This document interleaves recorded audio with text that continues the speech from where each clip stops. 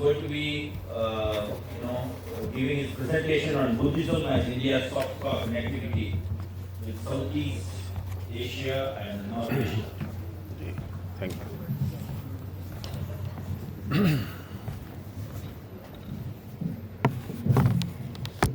Thank you, Chair, friends on the dais, students,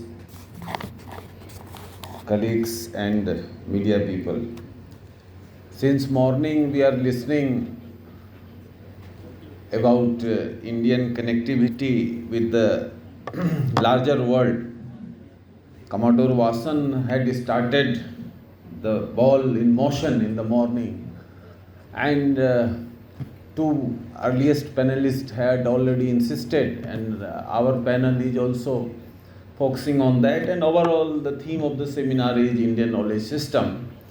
So may I revoke first one sloka which we all are knowing, but here it is more relevant, and that is from Rig Veda, that Ayang Nija Paroveti Ganana Lahu Chetsam Udar Charita Nam Tu Vasudhaiv Kutumbakam. Why it was chanted like this? Many people are amazed that what is its meaning?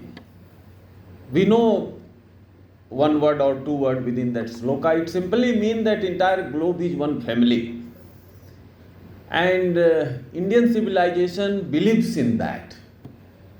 If you will read Gurudev Rabindranath Tagore, his focus is on this particular aspect when he insists that Indian civilizational values are known for its humanistic values, not for materialistic values. The entire notion of West is based on materialistic values, and Indian notion is based on humanistic values. So with this, I should begin on my paper, which is Buddhism as India's soft power connectivity with Southeast Asia and Northeast Asia. Friends, we all know that Southeast Asia is adjoining to us. We have Myanmar. We have 1640 kilometer border, porous border almost. So we have a land connectivity even today. And there is a dream road, Delhi to Hanoi, and there is a missing link within Myanmar due to ongoing conflict. It has not been completed yet, but major portion have already been constructed. Once it will be constructed, then we will be directly connecting us with Hanoi. So many people may realize in real terms that it will be real one. Long back, Atal Bihari Vajpayee launched a very ambitious program called Ganga Mekong Cooperation. Many people have forgotten that project, but that project was again to revive, reorient the cultural connectivity with Southeast Asia. This whole region of Southeast Asia and Northeast Asia, Hinduism reached almost 1 millennia ago than the Buddhism. Because of historical reasons, we all know that Buddhism came later than Hinduism. Soft power is an old idea, we all know, but in recent time, Joseph Nye has propounded it in a new way. Once he wrote the book Soft Power, The Means of Success in World Politics. It is very, very important today for India. When we adopted LPG process, Professor Uttam Kumar in 1991, we had only $35 billion export and import together. Today we have $2 trillion trade right now. China has $6 trillion trade at the same time. We should not forget. So soft power is not propelled without money. Money is required. Once you have money, then you can propel soft power. This is the reality. Therefore, Kautilya insisted that Kosa is very important. Without Kosa, a Raja can't pursue their interest to promote and protect the interest of the country. So, time has come, and India is in a position to promote its soft power with Southeast Asia and Northeast Asia. It is an area where I think majority among the dais have visited. Once I was in Malaysia, it is a Muslim country, but the university name was in Sanskrit. I could read that particular name. So I asked somebody from there. They told it is Sanskrit name. I mean, just imagine, they are fully adopting Islam, but still they are continuing with that one. Cultural diplomacy is one of the important dimensions of today's foreign policy. After the end of the Cold War, this particular domain has become more important, and it is particularly more important for us because China is equally or more eager to penetrate into Southeast Asia and Northeast Asia on the basis of Buddhism. We all know what China has done with the Buddhists in Tibet, what China has done with the Muslims in Xinjiang, but China is pursuing and pouring billions and billions of dollars in Southeast Asia and Northeast Asia, selling the misinformation that India is a land which has eliminated Buddhism. We have to counter this particular Chinese misinformation in a very meticulous way, because China is well aware about the fact that its soft power imprint is very weak in front of India, and India is a different India thanks to P.V. Narasimha Rao. When he became Prime Minister in 1991, he launched Look East Asia policy. Prime Minister Modi has upgraded Look East Asia to Act East policy in 2012 to 14 when he arrived in power. And he has consolidated since then. And a new vigor, new energy has been infused in this particular soft power diplomacy. 5 pillars of soft power Modi government has adopted: Samman, dignity; Samvad, dialogue; Samriddhi, shared prosperity; Suraksha, regional and global security; Sanskriti and Sabhyata, cultural and civilizational links. So, my dear, the thing is that the entire Southeast Asia and Northeast Asia, you have over 90% concentration of Buddhism. And Buddhism, there are many sects in Buddhism, but all finds solace in India.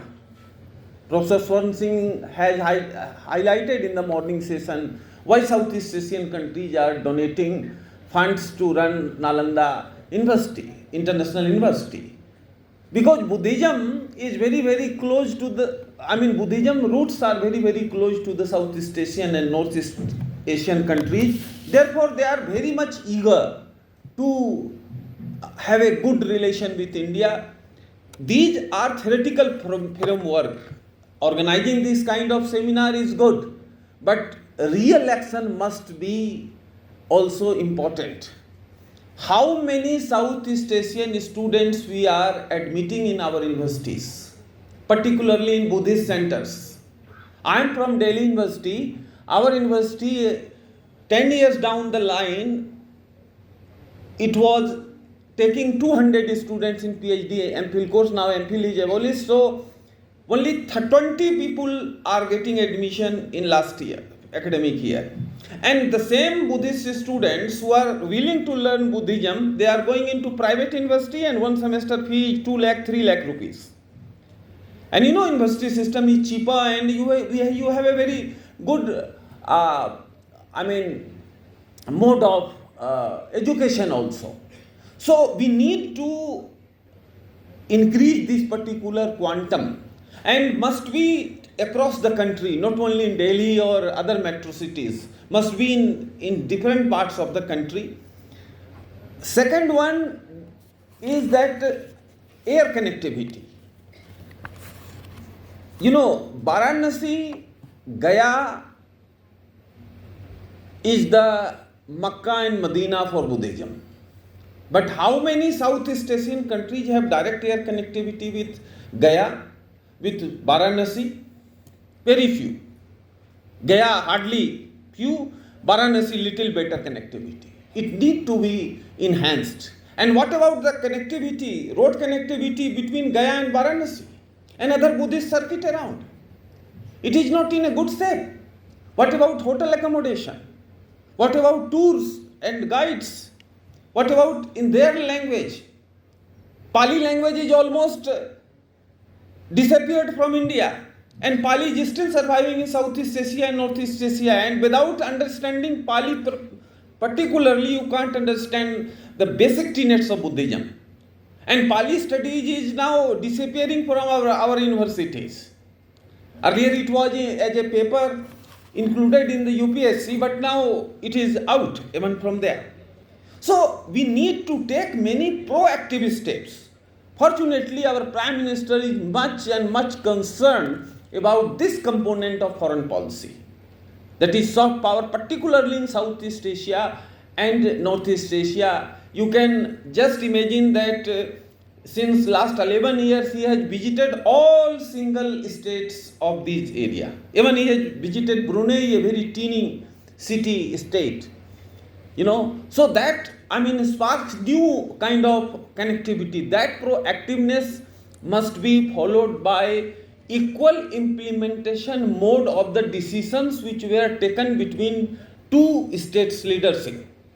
We have $100 billion trade with ASEAN and roughly $150 billion trade with China, Korea and Japan.